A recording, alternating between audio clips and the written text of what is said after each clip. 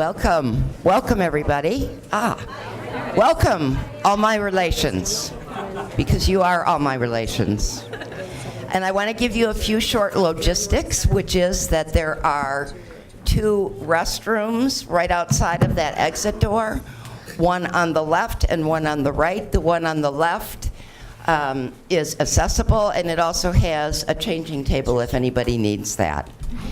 And I'm really excited that you all came here. I'm just like overwhelmed, in fact, because we're here for some really important reasons. We're here to celebrate and become inspired. And some of the things that we're celebrating today are the 28th anniversary of the Americans with Disabilities Act,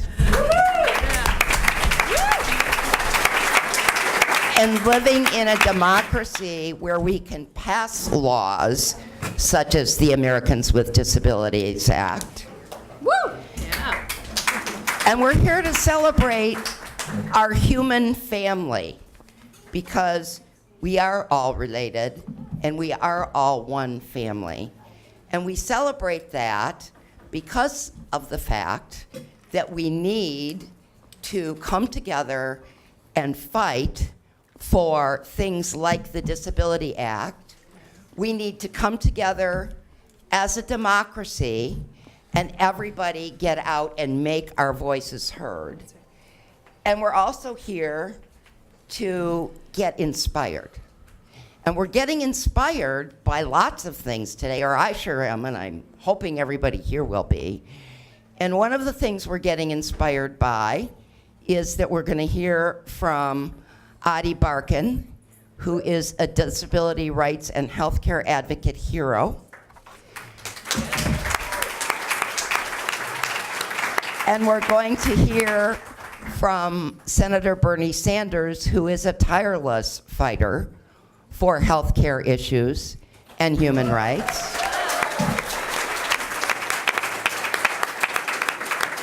And we're going to hear from Sarah Lauderville, who is also a tireless fighter for disability rights with the Vermont Disabilities Council. And for Jennifer Flynn Walker from the Center for Popular Democracy, who helps all of our other organizations get together and fight the good fight for our human rights. We're also here to celebrate having an organization like Rights and Democracy. And we have James Haslam, the Executive Director of Rights and Democracy here. And I hope that between all the organizations that have joined together to ask you to come here and learn about how we can make our democracy a true democracy, and how we can fight and stand up for each other and for our frail human condition, whether it's because of disabilities or health or economic marginalization or cultural marginalization. Hopefully we will all be inspired, and we will all want to be a hero, and we will all go out and be heroes. We need heroes in Bennington. So with that, I'm going to introduce our next speaker, and that would be James Haslam. Oh, I'm sorry. It's too hot in here for me. So our next speaker is actually Vicki Lampron, who is an amazing member of our Rights and Democracy team. And she's going to explain to you, she's going to tell you a story about the human condition, and she's going to tell you a story about why she joined Rights and Democracy. Let's give a hand to Vicki Lampron.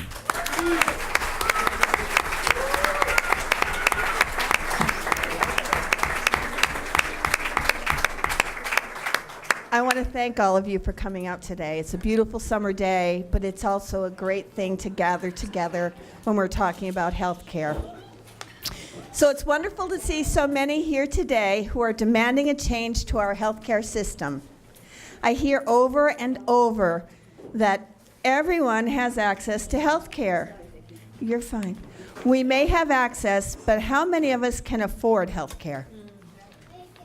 I want to share my story with you and give you a bit of perspective. Our mortgage is $603 a month. That payment includes the mortgage, our property taxes, and homeowners insurance. $603 a month. Paul, my lovely husband, his company pays 50% of the cost for our health insurance. That leaves us to pay $671 a month for the premiums. Our health insurance is more than our mortgage each month. On top of that, there's a $25 or $35 copay for a doctor visit. We have to pay between $10 and $25 for each of our medications. Then we have to meet the yearly deductible of, get ready, $6,000. When we reach the deductible, the insurance company will pay 70% of the medical bill, which still leaves us 30%. For the first time in decades, Paul and I are behind in our mortgage. We had to make the choice between health insurance and paying the mortgage. We chose the health insurance because Paul and I both have pre-existing conditions. It would be nearly impossible to get coverage for these illnesses if we dropped our health insurance for a short time to catch up on our mortgage. Our story is not unique. So many have to make this choice and even more devastating choices. And that's why I'm fighting to get improved Medicare for all.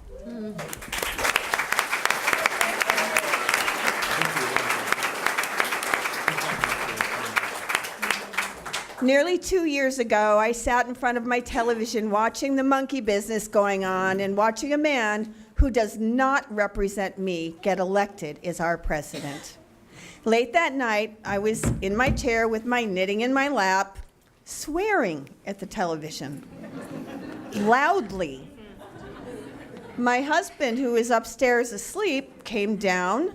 He poked his head down and he said, "I have to ask you, do you think that's going to make any difference?" That's when I joined Rights and Democracy. Rights and Democracy is a grassroots organization that fights and advocates for social justice, whether it's improved Medicare for all, a livable wage, family and medical leave, or a progressive and equitable tax system. Rights and Democracy has supported me in finding my voice and recognizing my strengths. Being part of Rights and Democracy has shown me the strength that we, the people, have. It's referred to as people power. I've seen with my own eyes the power that we, the people, have if we choose to let our voices be heard. So now, instead of yelling at the TV, I go to DC to yell or talk to our Congress critters. Thank you.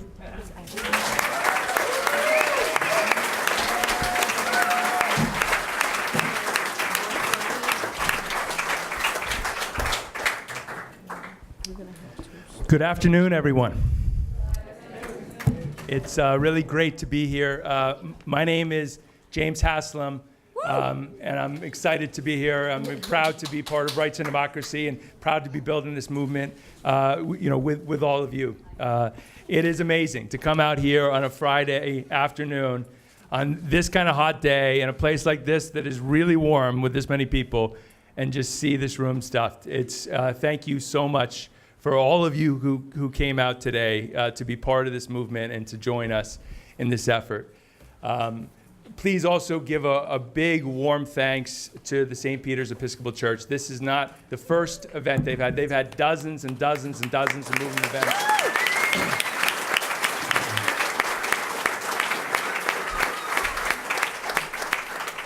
And please also give a warm hand for the Rad Bennington crew, for Mary Garish, Vicki Lamprin, Charlie Murphy, Tom Haley, Lynn, a huge crew that has been organizing so hard. Please give it up.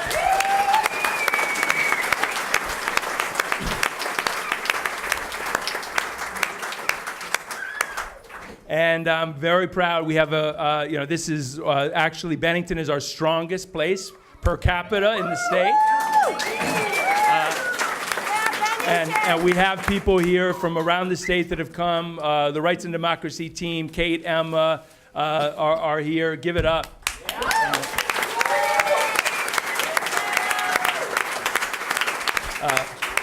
So the title of this event is, Organizing for Healthcare Justice and a Stronger Democracy.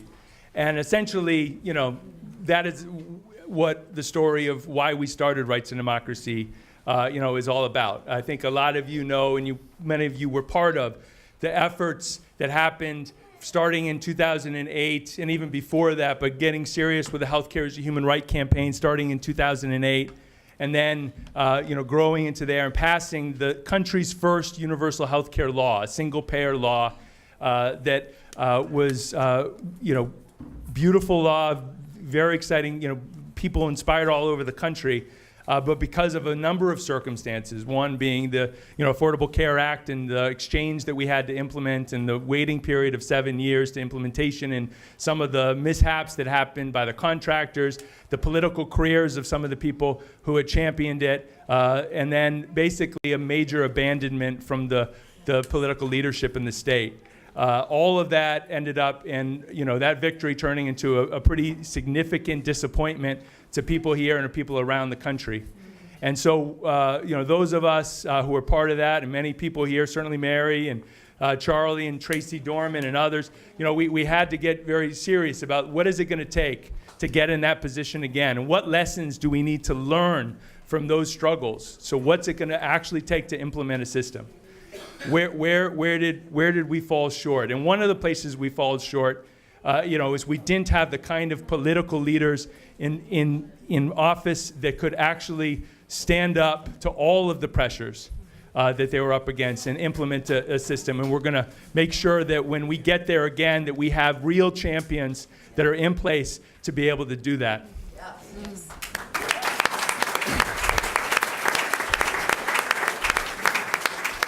The other thing that we realized, in essence, we had to be honest with ourselves. We changed what was politically possible.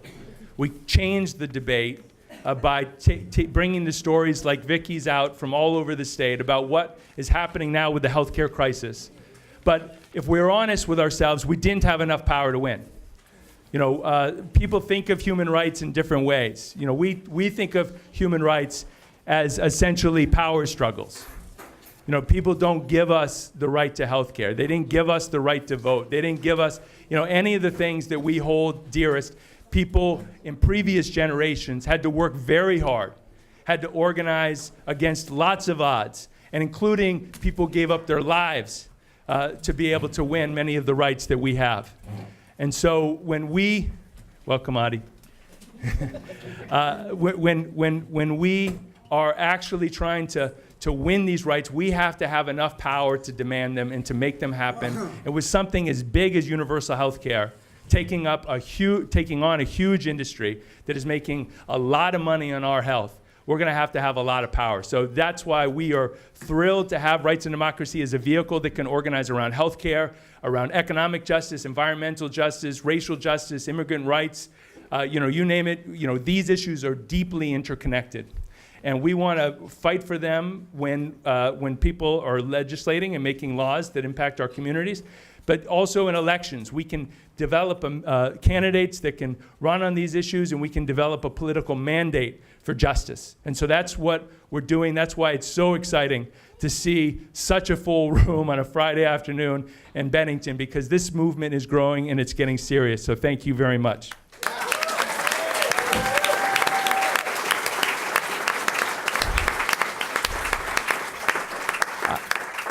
We have some very important special guests. We'll eventually have our Senator Bernie Sanders here, but we have some great folks from the Center for Popular Democracy Action, who I'm going to introduce in a minute. And one of the reasons why Rights and Democracy, kind of our vision of how we win Rights and Democracy is it has to happen both locally. No one can do this for Bennington other than you all. And, there's only so much that an individual can do. We need to get organized locally, but we need to be part of strategic statewide power-building organizations so that we can work together across communities. So we are very excited to say that we just got over the mountain from Brattleboro. We had 475 people at a rally just like this a few hours ago.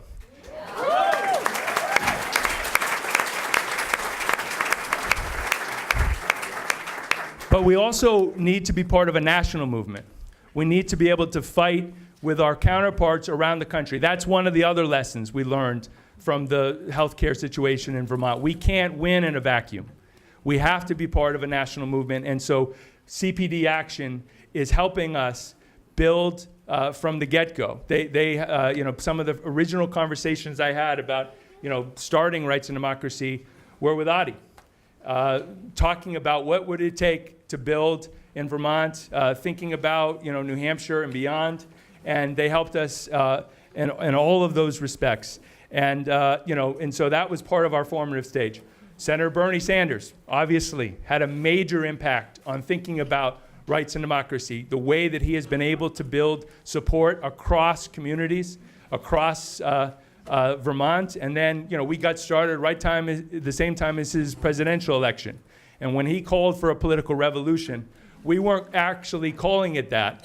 But when he described what he meant, it was exactly what we thought needed to happen. That it was about impacting elections, but it was about building a movement and getting organized for the long haul and being able to, hold everyone accountable no matter what. So we're very excited where we're at right now. We're going to hear some incredible stories from this amazing tour Be a Hero is doing.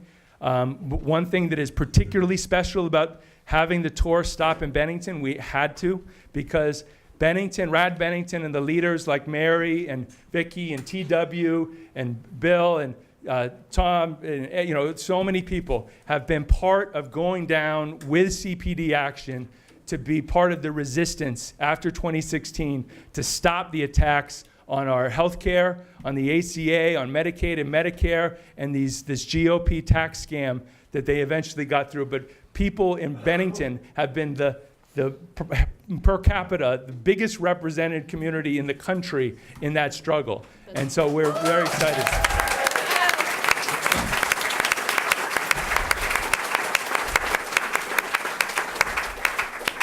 So, right now, we have some very special guests I'm going to be able to turn over the mic to. Before that, I just want to say, when I heard about this Be a Hero tour, as I said, I'd worked with Adi for a long time.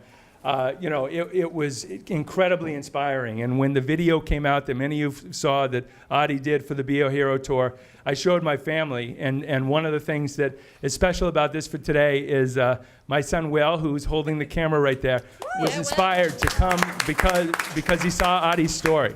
And, as many parents know, it's not easy to get your kids to do much of anything, let alone come on an all-day tour, three stops. And it's just an example to me of the kind of inspiration that Adi and everyone involved in the Be a Hero tour is giving to our country right now, asking people to be heroes and stepping up in different ways. So I am super excited to be able to introduce three incredible leaders from our national movement and from CPD Action, Jennifer Flynn Walker, Anna Maria Archilla, and Adi Barkan.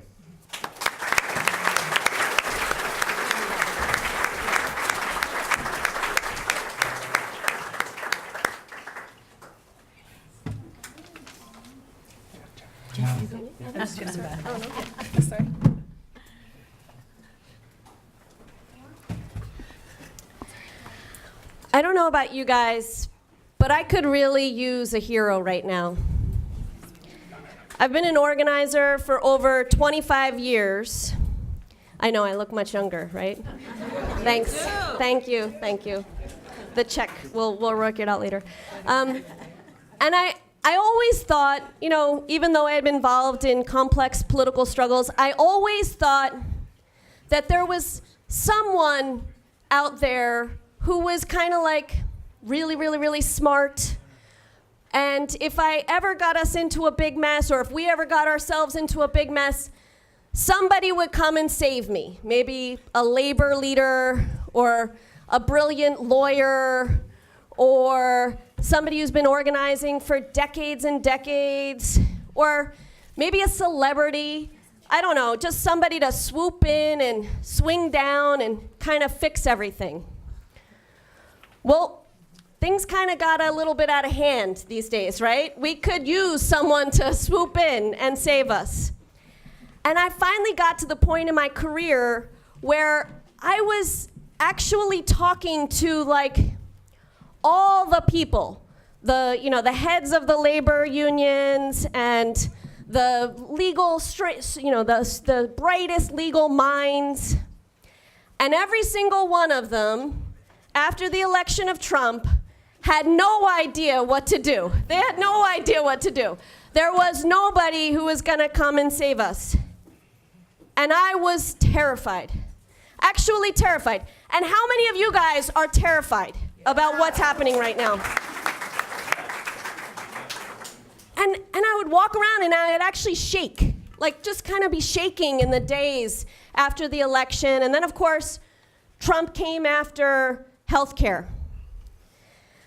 And, we didn't know what to do, but we just figured, well, we better get to work and do something.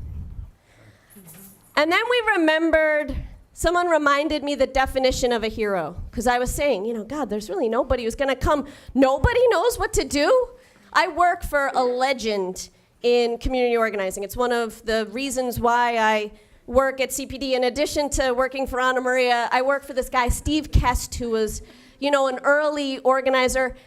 And he doesn't know what to do. And I kept asking him over and over again, what, are you just holding out on me? Or are you just not telling, there's a lesson I have to learn on my own? And he was like, nope, I don't know what to do. And then I remembered that the definition of a hero is actually people who have the courage to show up even when they're scared.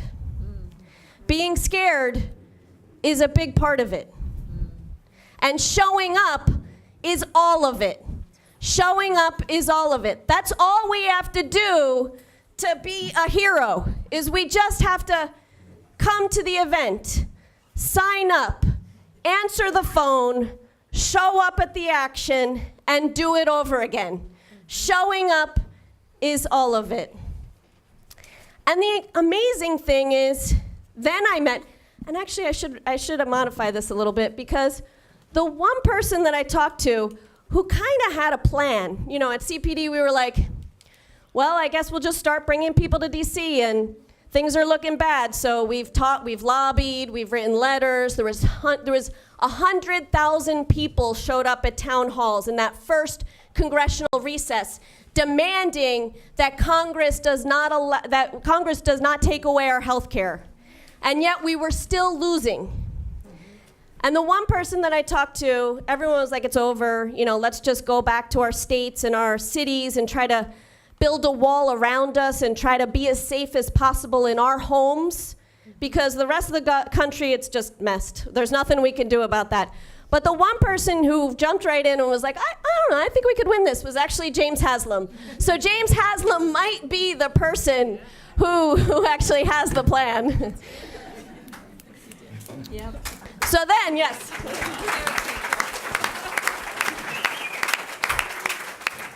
So then we started bringing people to DC. And, we called people who were within a couple hours of DC, 2-3 hours, 4 hours of DC.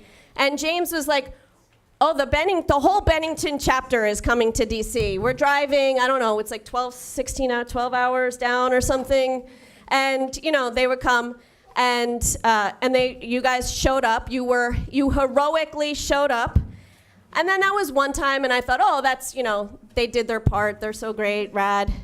And then, the next week, another van load of rad members would show up, mostly from the Bennington chapter. And then they came week after week after week, a total of 8 times to save the Affordable Care Act, and a couple times for immigration. And so I think now they've been 12 times. Todd was telling me, T.W. Collins, who's an amazing photographer who's photographed these actions, has told me that he's got 10, kind of Flickr file photos of our actions. So 10 times the Bennington RAD chapter and the other RAD members have shown up to DC. And the amazing thing is, we won. We actually saved the Affordable Care Act. Nobody thought that we could do this, and you guys did this. And I was going to come here and I was going to say, sincerely, a thank you to Rights and Democracy for, at the time I was on Obamacare, I was going to thank you for saving the health care for myself, for my sister who has Down syndrome, for my mother who's in her 80s. But actually, really, to be more precise, I should be thanking the RAD Bennington chapter for saving the health care for 33 million people in this country. And that's not really an understatement. You own this victory. You really own this victory. You did more than other people. But I'm also here, you may have seen me like texting and stuff at the beginning. I know that's incredibly rude. But I just found out that the hearings have been set for Brett Kavanaugh's nomination to the Supreme Court for September 4th, 5th, 6th, and 7th. That's the first day back for all of Congress from recess. That's incredibly fast, and that is not a good sign, because that means that they know that they will be able to pass this. Now, whatever you think about Brett Kavanaugh, he drives a carpool, he coaches his kids' basketball teams. It looks like such a sweet guy. There's pictures of him with his family. There's one thing that we absolutely know about how he'll vote. We know that he passed Trump's litmus test. He will, 1, he will support any effort to overturn Roe versus Wade. And 2, he believes that the Affordable Care Act is unconstitutional. He believes that the Affordable Care Act is unconstitutional. And if he believes that the Affordable Care Act is unconstitutional, he certainly believes that Medicare for All is unconstitutional.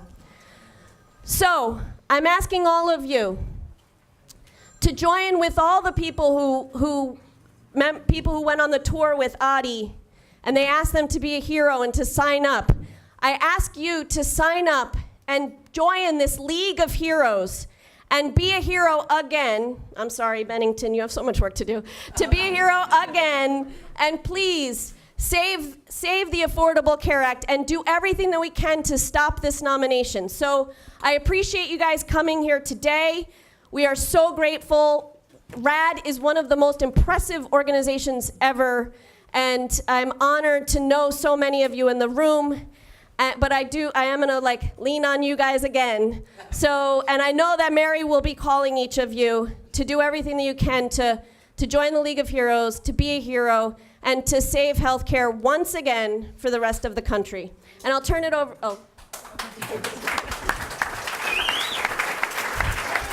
Thank you so much, Jennifer. Our next speaker, we wanted to bring up CPD and Rights and Democracy have been joined nationally, by the disability rights movement. And Vermont is very lucky to have a leader that is part of building a powerful disability justice movement in Vermont, and is also a national leader in the fight for disability rights. So please give a warm welcome to Sarah Launderville. Hello. Thank you, James. So this year marks the 28th anniversary of the Americans with Disabilities Act, and today there are a bunch of people out celebrating that, and then they came back over here to join us, so I appreciate that you all took the time. Each year we take the time and celebrate that landmark legislation. We celebrate the law that gave us the promise of inclusion, access to life, and our civil rights. As we look around the community today, we can literally see how the law impacted our world. Better access to employment, shopping, transportation, housing, and recreation. On this anniversary, I reflect personally on my journey and why it's important to me. And I hope that everyone takes a moment to do the same, and not only reflect, but share your story. When I joined the movement, I was still embarrassed to talk about my psychiatric disability. The fact that I was on disability benefits, kicked out of college because of my diagnosis, fired from my job as a teacher because of my diagnosis, and then locked up in hospital and forced drugged. Over time, I started to share those experiences and found hope and comfort with my peers in disability rights. And I am so proud to be part of an independent living movement which accepts me and others for who we are and embraces our differences.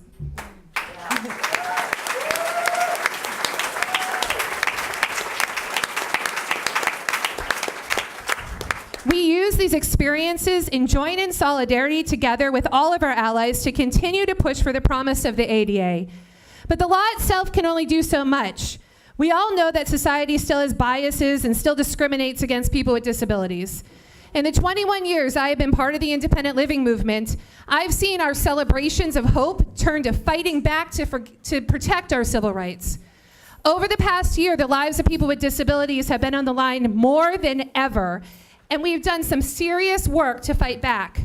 Some of this work is legislative, fighting back against the awful healthcare proposals that seek to eliminate those of us with disabilities from the picture. To uphold the integration mandate of the ADA, we must pass the Disability Integration Act. The Disability Integration Act helps fulfill the promise of true integration and finally addresses the institutional bias for ensuring that people who depend on long-term supports and services have what they need to live out of a nursing home or other institution and instead in their own home, surrounded by people they choose and doing the activities they want. We must fight. Thank you. We must continue to fight against the ADA Education and Reform Act. Don't let the title of that fool you, which will help strip back the rights of people with disabilities to file a complaint of discrimination against a business. The business community is fighting hard to ensure this change. We must fight harder. This change can open up the door for other civil rights laws to be challenged. It moved further along this year than ever before and only stopped, thankfully, in the Senate. But that is too risky. We must fight harder. This is the time to fight back and join the disability rights activists from around the country. It can be done within the political structure or within our local social structure. We still hear the discrimination. When we still see stairs on buildings instead of zero-step entrances, and it limits is the place that we can go, right? Yes. When employers don't hire someone because of a disability or because they don't understand how to accommodate someone.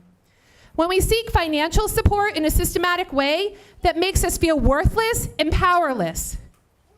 When a person with a disability is sexually assaulted and the examination room is still not accessible.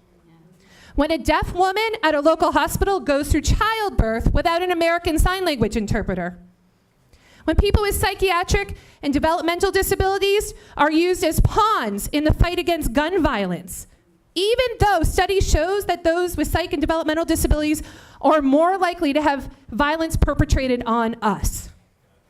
And when parental rights are stripped away from parents with disabilities simply because they have a disability, which is still legal in most states.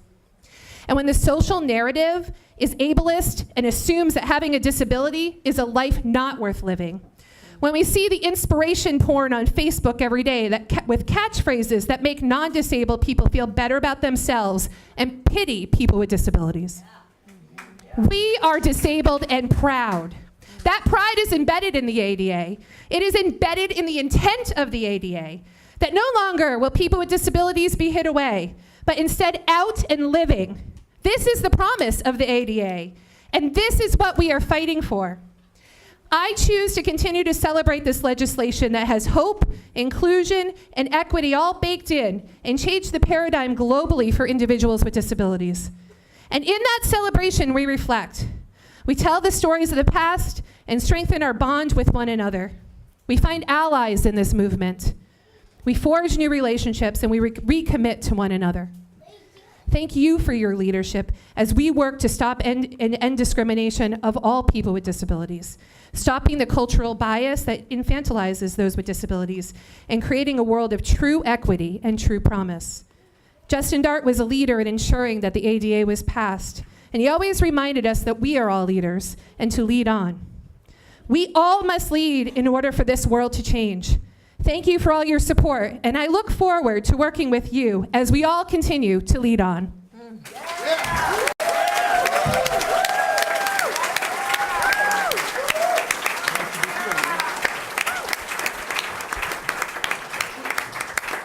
Thank you, Sarah. Our next speaker is the co-executive director of the Center for Popular Democracy and Center for Popular Democracy Action, a tremendous leader who's been helping build this movement around the country, Anna Maria Archila. Thank you so much. Wow. Sarah, my heart is beating fast after your speech. Thank you so much. It resonates so much with me to imagine a world where we don't have to make excuses for our existence, where we don't have to make arguments for our freedom, where it is a given that we all deserve to live a life that is fundamentally valued by ourselves and the rest of the world. Thank you. It's so powerful, so powerful. My name is Ana Maria Archila. I'm the co-executive director of the Center for Popular Democracy Action. And I came here to say thank you. Really, the people of Bennington have just led the fight that created political space for the resistance again and again and again and again. And with that, you saved our healthcare. And not only did you save our healthcare, you also made sure that Congress and Trump was really, for the most part, unable to carry out the agenda of handing our country to the 1%, of really instituting a regime of hate. And so I want to start by saying thank you. Thank you to the leaders that have done that. Vicky, thank you for grounding us with your story. We have been together in DC many times, just a week ago, with Addie and others. And it is really in the telling of our stories that we allow people to see themselves in us. And when we do that, we begin to tear away at the things, at the essence of the politics of division and hate and fear. It's when we show up to these places, when we tell our stories, that we begin to create a new world. And we make that world, which is not only possible, but totally necessary, something that we give birth to. So the Center for Popular Democracy Action is a network of community organizations, very much like Rights and Democracy.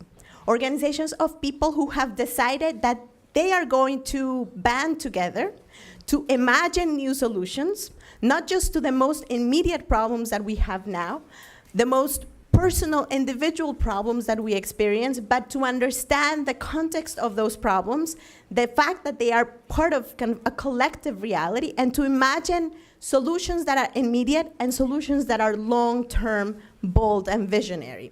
Rights and Democracy has done something that is really tremendous, which is to say, from the experience of fighting for single payer here in Vermont, we not only understand the challenges of really winning that fight seriously, but we are going to create a path with our activism, with our action, that makes it possible to imagine a really true solution to our healthcare crisis in this country that is national, that is visionary, that transforms the relationship that we have with each other and with our government. So Medicare for All is precisely that. It's a way of thinking about a different social contract, a different way of living in a country together. It's establishing as the norm that we will take care of each other, that we will provide for each other in the moments of need, and that we will do that not when the crisis shows up, but as a daily act, with our contributions and with a commitment to each other. The organizations that are part of CPD are organizations that work on racial justice, on economic justice, immigrant rights. sometimes we describe our work as kind of a laundry list of things. We're fighting for, good wages and paid sick days and to end the criminal justice system that is locking so many of us and to pass good immigration laws. But really, those are just expressions of something that we are fundamentally fighting for, which is our right to our freedom. We ground our work in the vision of freedom. We deserve, all of us, the ability to have all the basic things so that we can live free. And we talk in this moment in time, right? In this country, the idea of freedom has been a very central, seminal idea. We have talked in history about, the 4 freedoms, right? The freedom of speech, the freedom of assembly, freedom of religion. What is the 4th one? Freedom from want. Freedom from want. Just that one. The freedom from want. And those freedoms continue to be contested, right? But in the moment, we are living in a globalized world, right? Where hundreds and thousands, actually close to 30 million people are moving across borders or moving from one place to another, migrating because of climate change, because of war, because of lack of jobs, because of discrimination. And their movement, our movement, is shaping the politics of every place. And that's the case here too. In this country right now, and this is not news, immigration is a central kind of contested and difficult topic in our democracy and our politics. And we at CPD say we're fighting for our freedom to move in search of safety, in search of community, in search of family, in search of opportunity. We actually see the fight around Medicare for all as part of the freedom to move from one job to another without losing our healthcare, from one state to another without losing our rights.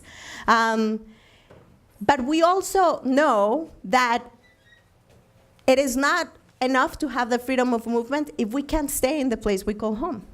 If after the factory leaves, we have to leave our hometown.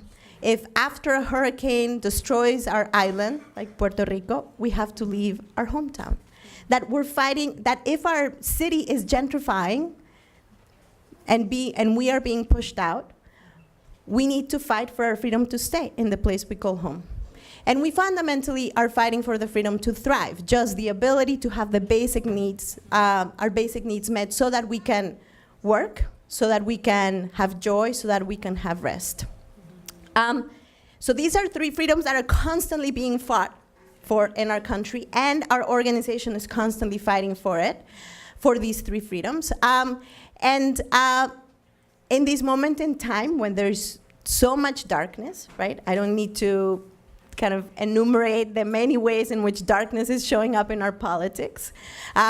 We know that 100 years of progress, of victories that have been hard to win, are being rolled back, whether it is the right to choose what women do with their own bodies, whether it is healthcare, whether it is Medicare, Social Security, kind of the safety guard that we have built through struggle is all under threat and all under attack. So what do we do when so much darkness is around us? It's a question that I think a lot of people have asked themselves in this moment, right? When we see children in cages and we despair and we see, how is it possible that that's happening in this country? How can that be our country? What do we do? And I've asked myself, I've spent most of my life in the immigrant rights movement, so this moment is incredibly painful and incredibly difficult. And I've asked myself this question a lot. And I was reminded during the crisis of children at the border of a speech that someone called Valerie Kaur gave at the beginning of last year, soon after Trump's election.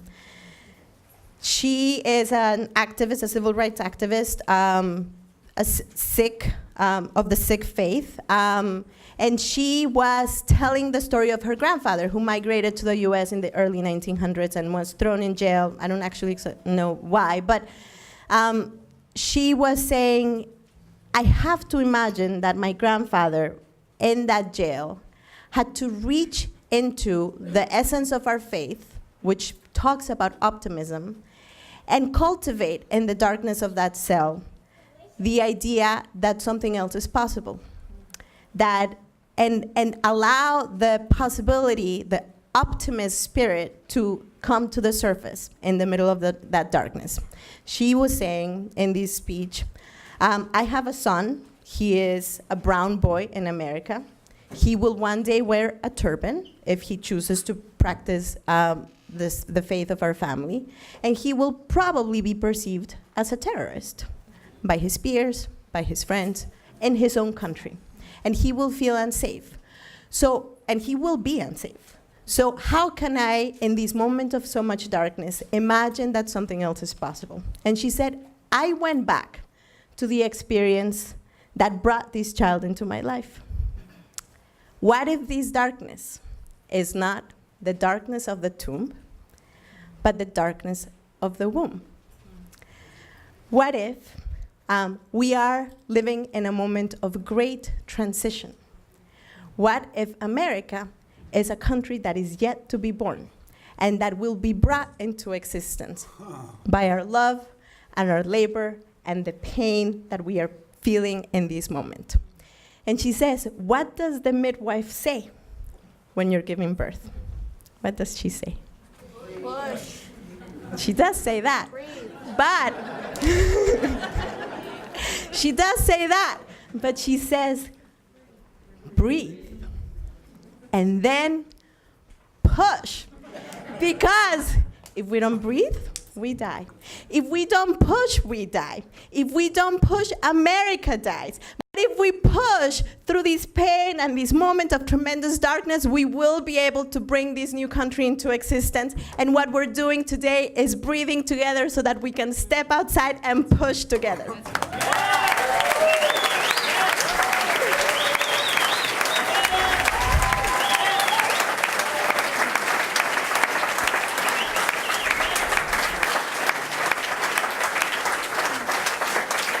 And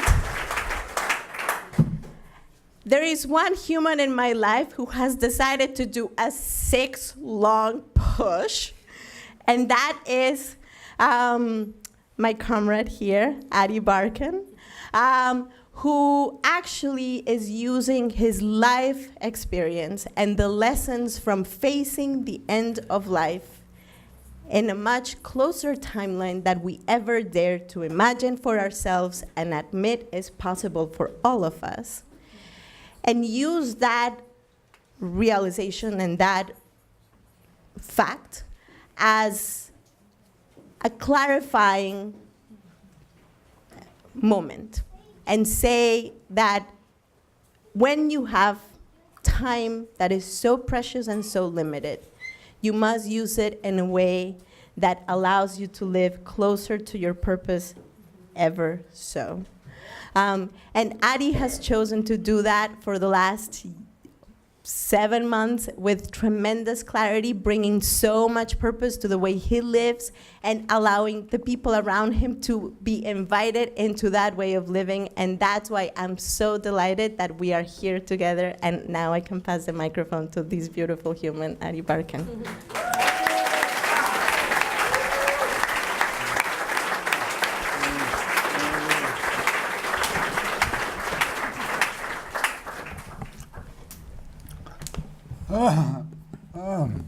Yeah, that's good. That's a good mic.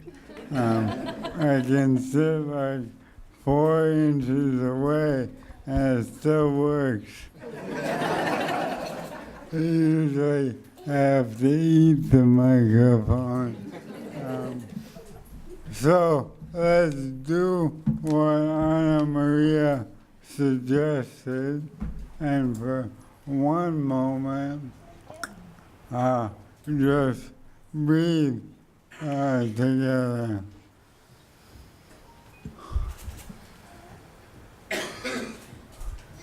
and look around the room for a moment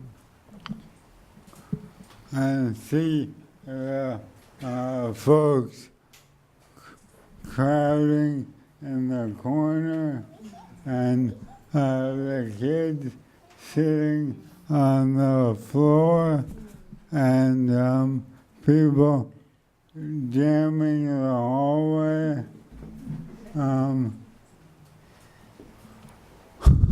And to me, that means there is standing room only in the fight for justice.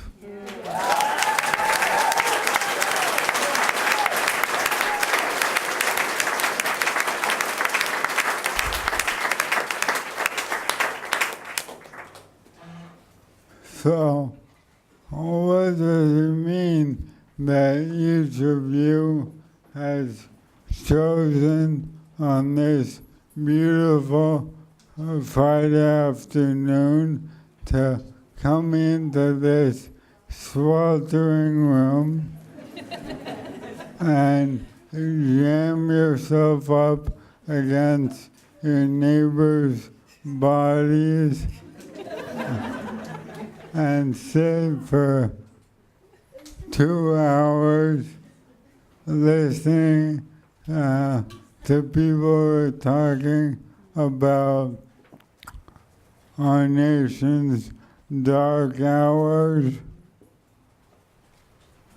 To me, what it means is that we all in this room share we all share the same hope. We share a hope that by coming together, by joining with one another, we can make something new happen. That being at home this afternoon or going out for a walk in the beautiful Vermont summer will be less fulfilling, less empowering, less liberating than coming together in collective action and common purpose.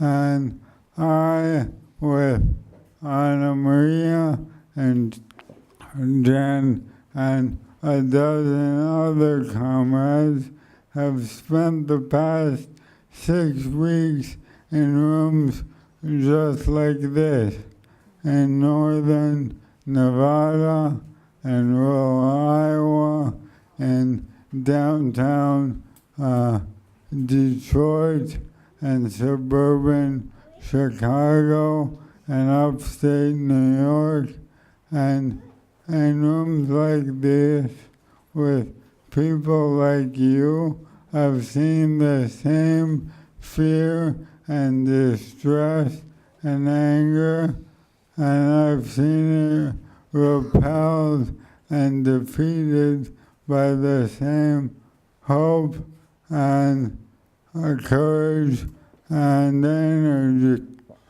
that all of you are displaying now by coming here, and the same hope and energy that the Bennington chapter of Rights and Democracy showed all last year in the fight for health care and against the tax bill.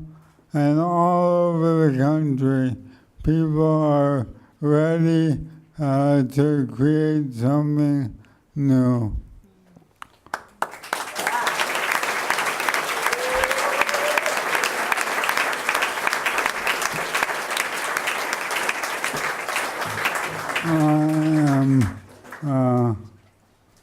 I am 34 years old, and 2 years ago I was living an incredibly lucky life with my wife Rachel and our beautiful newborn son Carl in a little slice of paradise in Santa Barbara, California.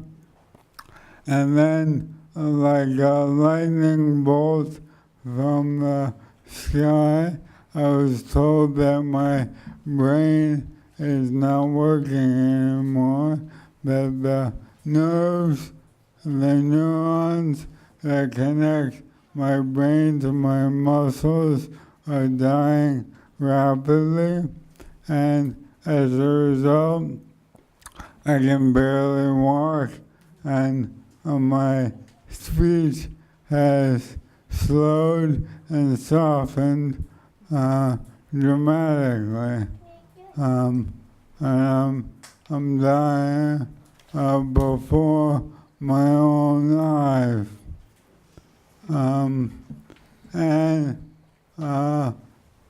I now depend on a tremendous amount of medical care and medical professionals who pour their heart and soul into caring for me and millions, tens of millions of others in this country who need health care.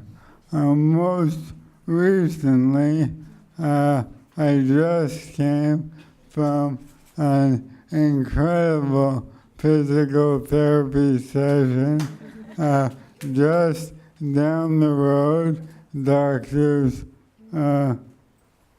D'Arcangelo and Sullivan treated me like a prince. So let's give them a round of applause.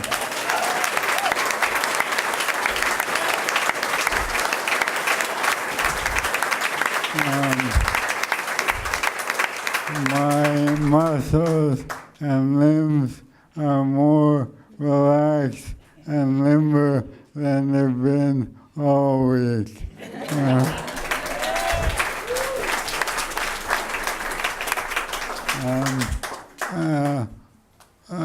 But that's why we have a social safety net. I don't need to convince anyone in this room that access to health care is crucial, that our current system is insufficient and yet needs protecting, and that we should, quite frankly, be able to spend our time on things other than fighting for our basic human right to health care. I thought, as I assume some of you thought, that we had won this fight in 2009 and 10. We had elected a president who ran on the promise of universal health care. We had waged an enormous battle in Congress. We had a universal system, and we thought it would continue to get stronger and better. And yet now it's under fierce attack from Congress, from the executive, and the courts, and many of us are now saying that this proves the insufficiency of the ACA and demands from us a universal response that simplifies and makes more efficient our entire medical system, and perhaps the nation's premier champion of that more simple system is going to be here in a few minutes, and he'll probably have a bit more to say about the matter. But let's give it up for single payer health care.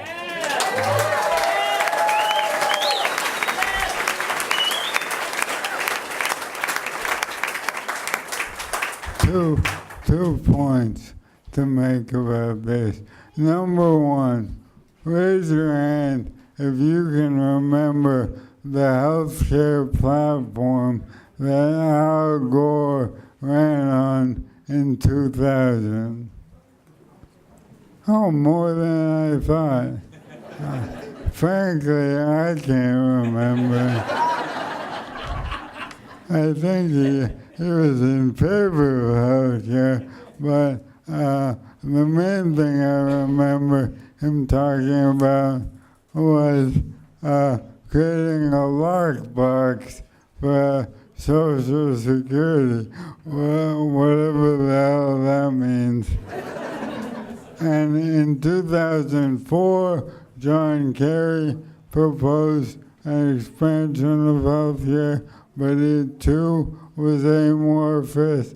And even in 08, the furthest that Obama could go was a public option, and then he could not fight for it hard enough, and the Democrats, conservative Democrats like Joe Lieberman, killed it in Congress. So we need to appreciate the nurses and physicians and patients and politicians like Bernie who have done so much to radically shift the terms of the debate, and we know that in a year or two, all of the top-tier Democratic candidates for president, every single one will be championing single-payer health care. And that's a win. That's a huge win.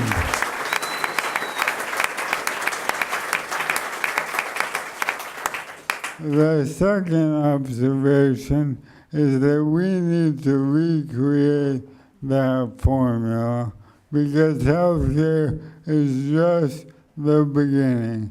If we want a new social contract, if we believe that we should all have access to affordable housing, to a guaranteed good job, to free school from birth through university, if we believe that our budgets should focus on enhancing human welfare and dignity rather than locking people up and oppressing them and deporting them, if we believe in that broader vision, then we have to lay it out on the table like folks have been doing for decades with single payer, and then we have to fight like hell for it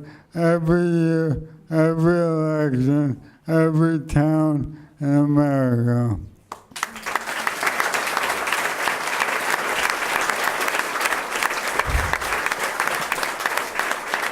And the lesson of the single-payer fight, which is obviously very, very far from won, but the lesson is that we can shift the terms of American political discourse radically, if we have the courage of our convictions, and if we put forward a vision that centers our values rather than negotiating with ourselves from the get-go and trying to appeal to 50.1% of the population. You know, right now, most people don't know about what a federal job guarantee means or what it might look like. But if I tell you that the federal government should provide the funding to ensure that everyone who wants to work can work, and those people can be put to work caring for children and the disabled, building schools and solar power, creating public artwork, and rejuvenating our electrical grid, and the energy of the American people can be matched with our immense wealth.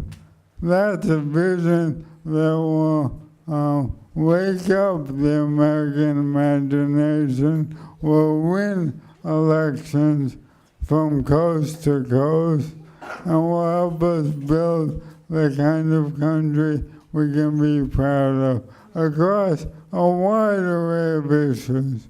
That's the kind of big dreams and bold visions that I think we need to be putting forward, and then we need to be fighting for it.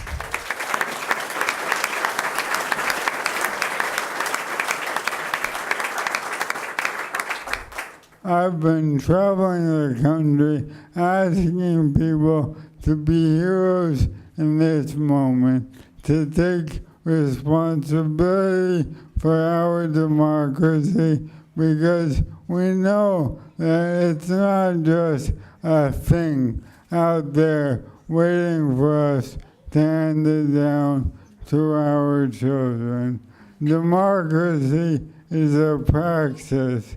It's a struggle, and it has to be rebuilt and rejuvenated in every generation.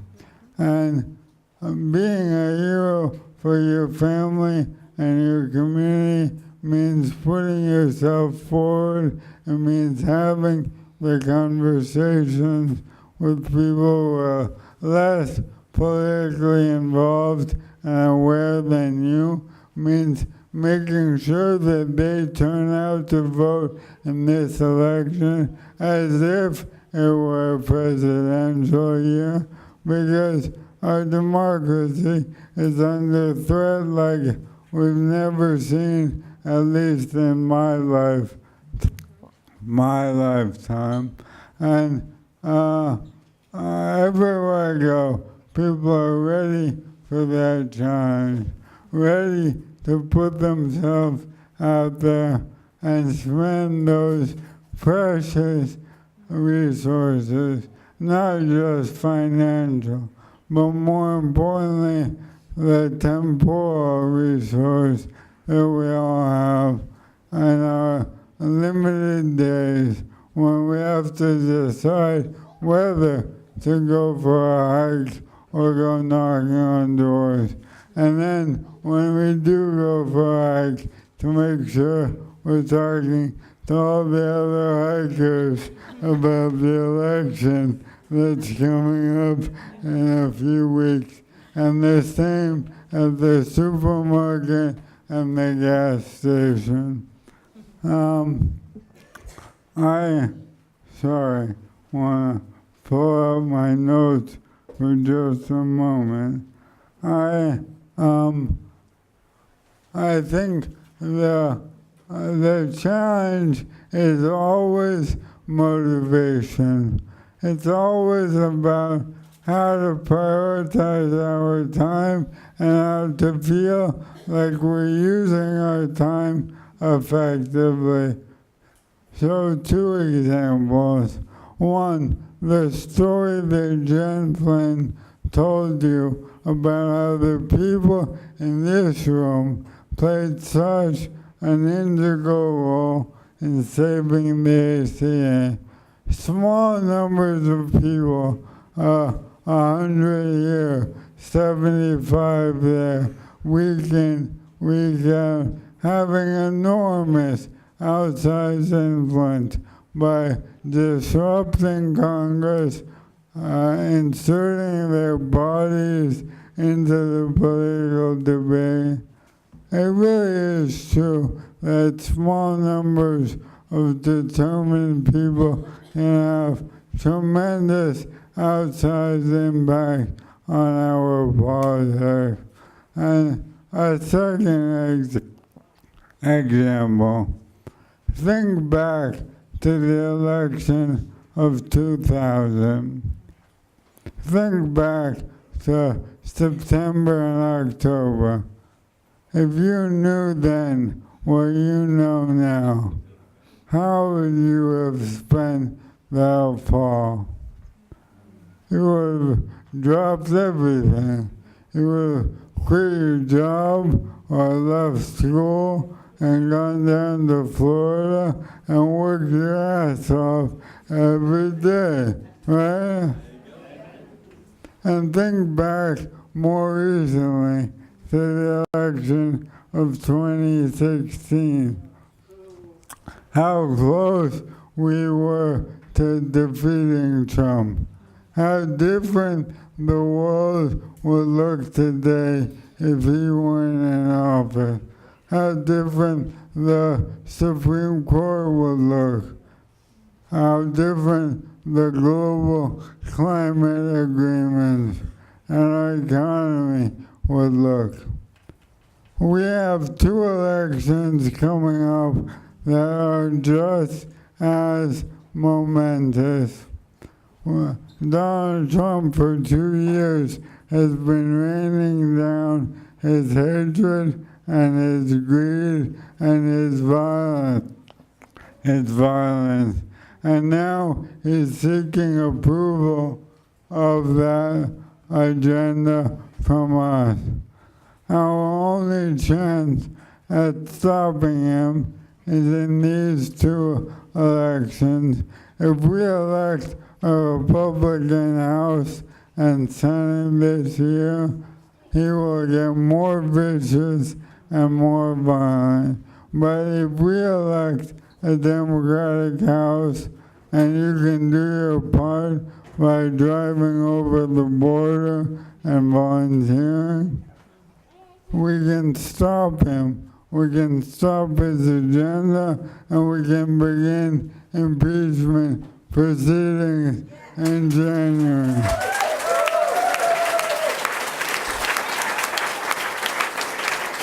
And then, over the coming 2 years, in states like Vermont and New York and California, we can put forward an alternative vision for the country. A vision that the Democrats can run on in 2020, and within 27 months from now, we can have elected the most progressive president in 80 years. We can have our Congress led not by the agenda of Paul Ryan, but one motivated by people like Alexandria Ocasio-Cortez. We can live in a radically different world. But in order to do that, we have to work our asses off every week.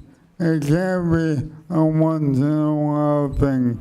We have to organize our friends and our family and our neighbors and our classmates and make sure that everybody treats these elections with the gravity that they deserve. I have been so inspired by the work of your Senator Bernie Sanders, not because he is a power broker in the Democratic Party, not because of his money or his charisma, but because he knows who he works for.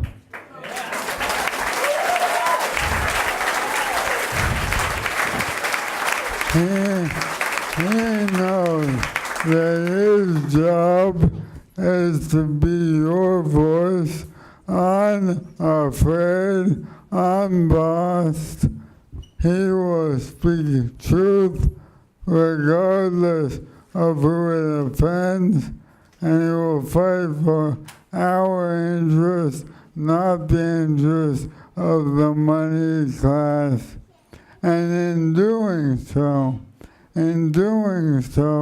he will lay out a vision for a different world, one that we can be proud of and one that we can drive towards. A vision that can bring people like you into rooms like this and give us the hope that we need to sustain ourselves in dark times, the hope that we need in order to get out of bed and fight, the hope that we need to believe that this is the darkness of the womb, not the tomb. It is my great honor to introduce your senator and a hero of mine, Bernie Sanders.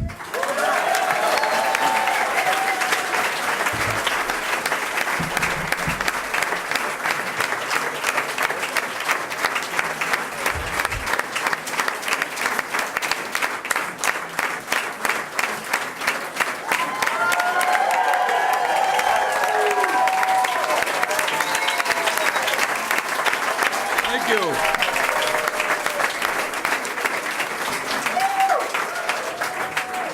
Well, thank you all for coming out to this cool, delightful room. Let me begin by thanking the Center for Popular Democracy, Rights and Democracy, who have done just a great job all over our state, New Hampshire and elsewhere, organizing people, Sarah Laundeville, and the Vermont Coalition for Disability Rights. But mostly, I want to thank Addie Barkan, who is a true American hero. Where is Addie?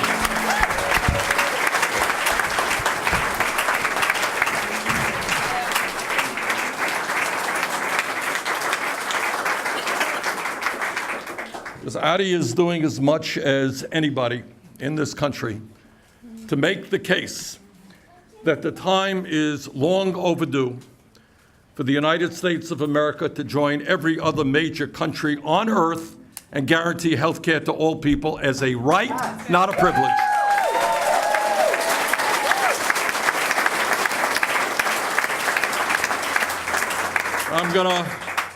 I'm gonna talk about health care in a minute, but as Addie reminded you, and all of you know, we can't just isolate health care as one issue and ignore all of the other issues that are out there.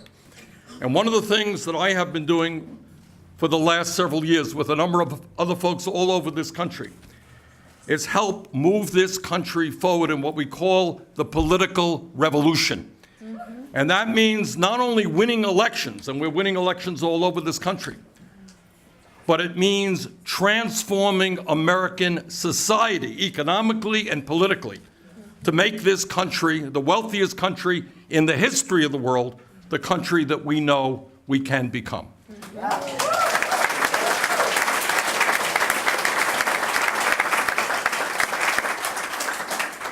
And when we do that, we're focusing on two fundamental approaches.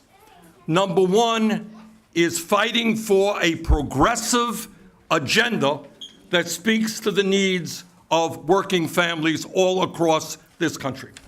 What I believe, and what I know you believe, is there is something fundamentally wrong when we have more income and wealth inequality than any other country on earth, and that it is worse now than any time since the 1920s. It is not acceptable to me, and I think to you, that we have three people in this country, three people who now own more wealth than the bottom half of American society. Three people. It is not acceptable that we have one guy, wealthiest guy in the world, whose wealth is increasing by $275 million every single day, But Jeff Bezos of Amazon pays his workers wages that are so low that many of them are forced to go on food stamps and Medicaid that you are paying for. We do not need to subsidize Jeff Bezos or Walton family or other billionaire heads of corporations. They got to be paying their workers a living wage.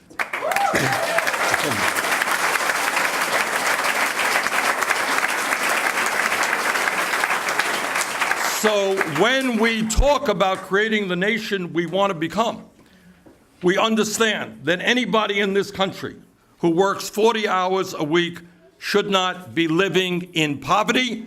That means raising the minimum wage to a living wage, $15 an hour.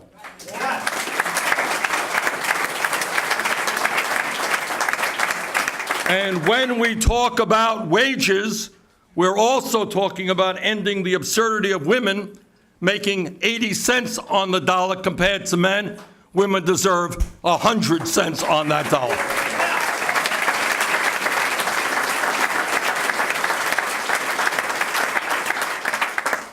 And when we talk about creating the society we want to become, we know that our young people, regardless of income, have got to be able to get the education that they need.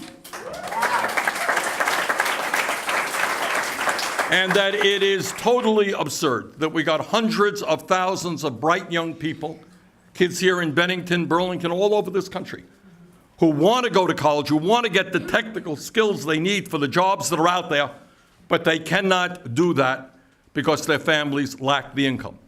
And all over this country, ideas that used to be thought of as very, very radical ideas, raising the minimum wage to $15 an hour, or making public colleges and universities tuition free, are now ideas whose time is coming.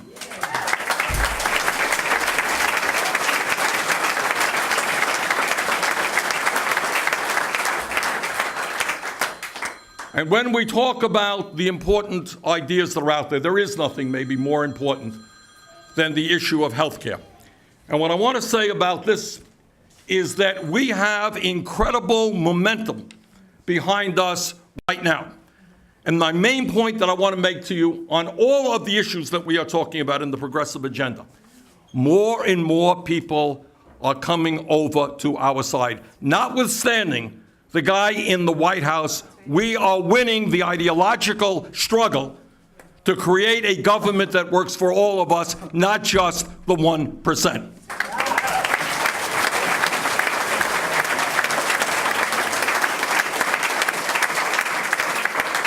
Now, Trump and his friends fought very hard for their idea of tax reform, which meant massive tax breaks for the richest people in this country and the largest corporations. In fact, 83% of the benefits over a 10-year period go to the top 1%. We have massive income and wealth inequality, and Trump and his friends gave massive tax breaks to those who don't need it. Well, our message to them is that when we talk about tax reform, it's not tax breaks for billionaires. It is the demand that these guys start paying their fair share of taxes.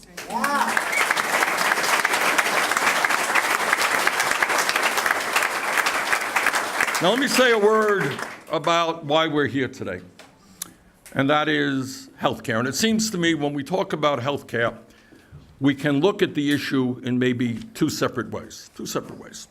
First of all is the issue of morality. And that is, as a people, as a nation, we have got to ask ourselves a very simple question. And that is whether you are poor or whether you're rich, whether you're young, whether you're old, whether you're black, whether you're white, no matter who you may be, we all know that we're going to get sick, we can have accidents, we're going to have babies, we're going to be on our deathbed. The question, the very simple question is health care a human right or is it not? And what we say loudly and clearly is health care for all is a human right. That is the moral position.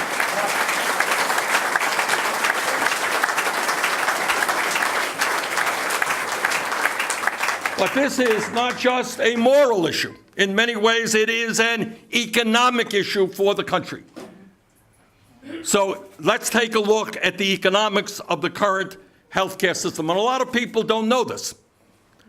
And that is that today in America, despite the fact that we have 30 million Americans with no health insurance, you have even more than that, including people in this room who are underinsured with high deductibles and high copayments, such that when they get sick, even though they have insurance, they can't go to the doctor.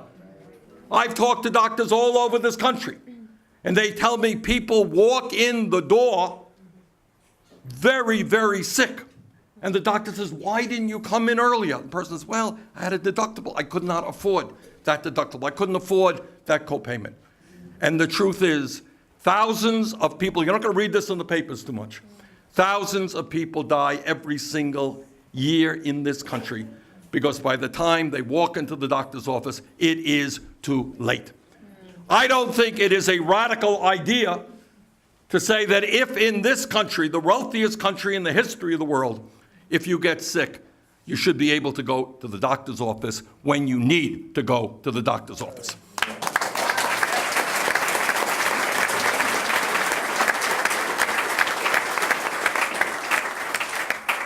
Now, the questions that we have got to ask ourselves in terms of the economics of healthcare is a very simple question.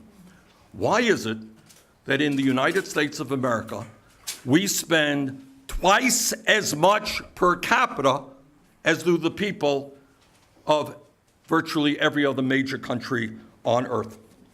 Right now in the United States, we spend over $10,000 per person for healthcare. Canadians spend less than $5,000. The British spend $4,200. The French spend $4,900. We are spending twice as much per person, and yet despite that, despite all the people who are uninsured and underinsured, our health care outcomes are not particularly good. Guess what? Despite spending all of that money, our life expectancy is lower than most other industrialized countries. Despite spending all of that money, our infant mortality rate is higher than virtually any other major country on earth. And then you add to that the insanity, and this is what you define dysfunctionality is. Today, 1 out of 5 Americans who get a prescription written by a doctor cannot afford to fill that prescription because the drug companies are charging us by far the highest prices in the world for the medicine that we need. Now, how crazy is it to have a system where you get sick, you go to the doctor writes a script, and you can't afford to fill it? What happens to you? You get even sicker. What happens to you if you are sick and you can't go to the doctor when you should? You're going to end up in the emergency room, which is the most expensive form of health care in this country. A rational health care system is a health care system that A, tries to keep people well, and B, in a cost-effective way, make sure that we get the best care possible when we get sick. But we don't have that system because our system is not geared to providing quality health care to all in a cost-effective way. System we have is designed to make as much money as possible for the insurance companies and the drug companies and the CEOs who run those corporations.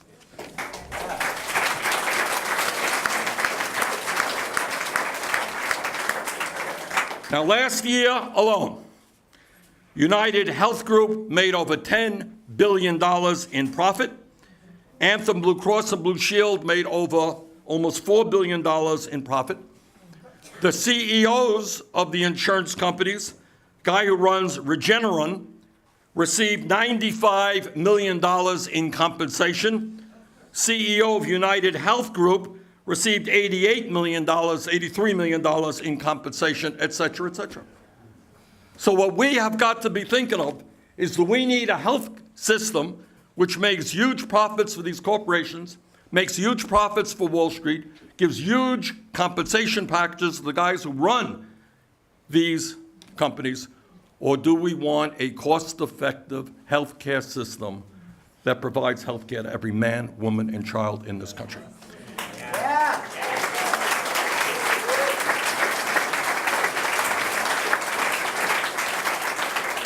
And what the American people are saying, this gives me a great deal of pleasure. Let me tell you, just a few years ago, some of you may know, when we talked about Medicare for all, people said, oh, Bernie, you're an extremist. You're a radical guy. Yeah, you come from this crazy state of Vermont. Maybe it works in Vermont, but nobody in America believes in that. Well, last poll that I saw, consistent, by the way, with other polls, 63% of the American people now support a Medicare for all single-payer program.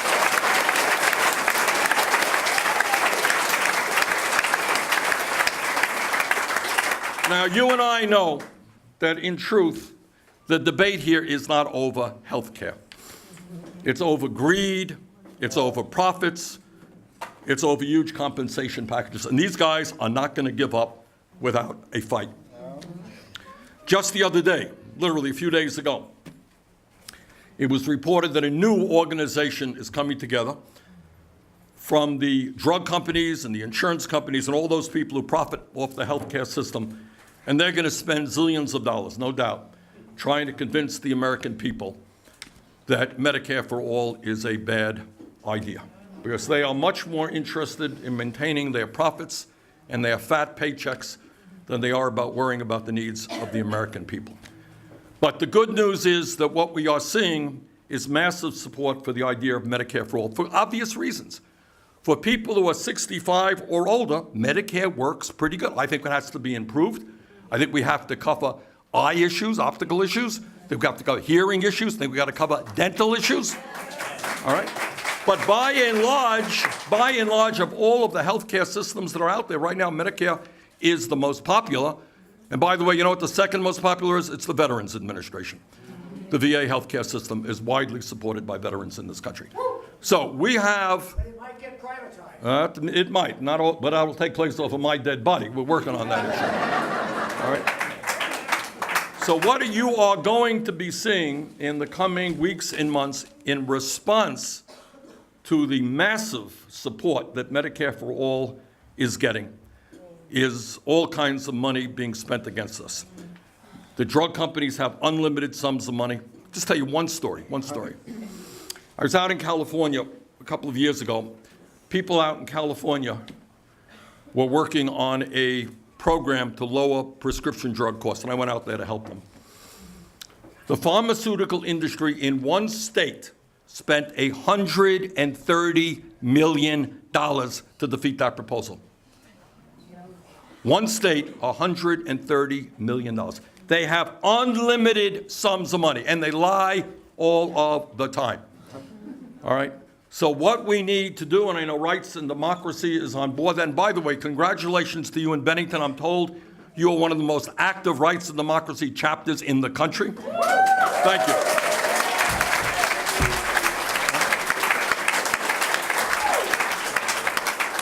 So what we have got to do is continue the fight. The people of Vermont are with us. People of this country are with us. We're going to take on the most powerful special interest and greedy forces in this country, but we will defeat them. Never forget, Social Security in the 1930s did not come without a massive struggle. All right?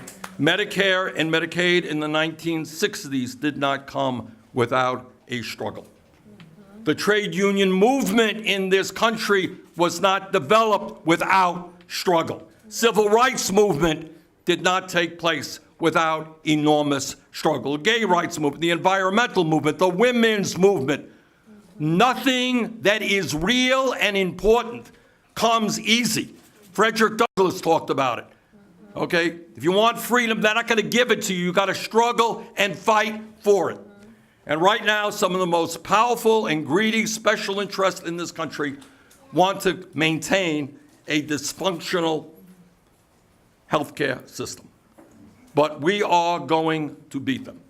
And our job is to stand together, not let Trump and his friends divide us up by the color of our skin, or where we were born or our sexual orientation or whatever. When we stand together and keep our eyes focused on what is important to the American people, health care for all, a livable minimum wage, affordable housing, demanding that the wealthy start paying their fair share of taxes, real comprehensive immigration reform, criminal justice reform. This is not what I want. This is what the American people want in poll after poll after poll.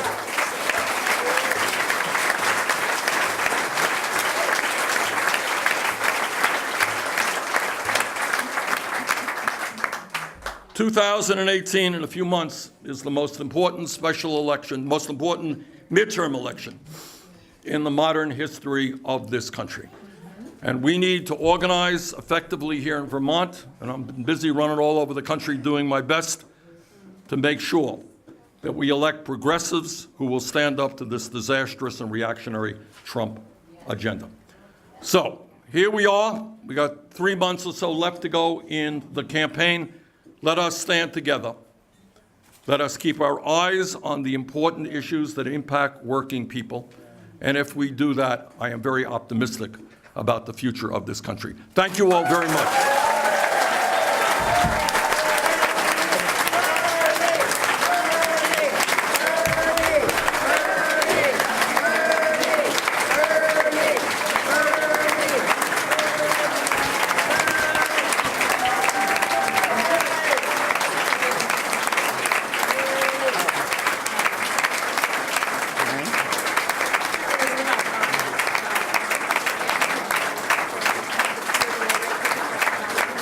Oh, sure. All right. Hello, everybody. Would you please clear the doorway so that Adi can leave out? And then I want to thank everybody for coming. And who here wants to be a hero? Yeah. No, wait. I didn't hear. I only heard a few people. Who wants to be a hero? Yes. And are you going to go vote? Yes. And are you going to support healthcare and the ADA? Okay. We're all fighting together, and that's the only way we can do it, because together we win. Thanks, everybody, for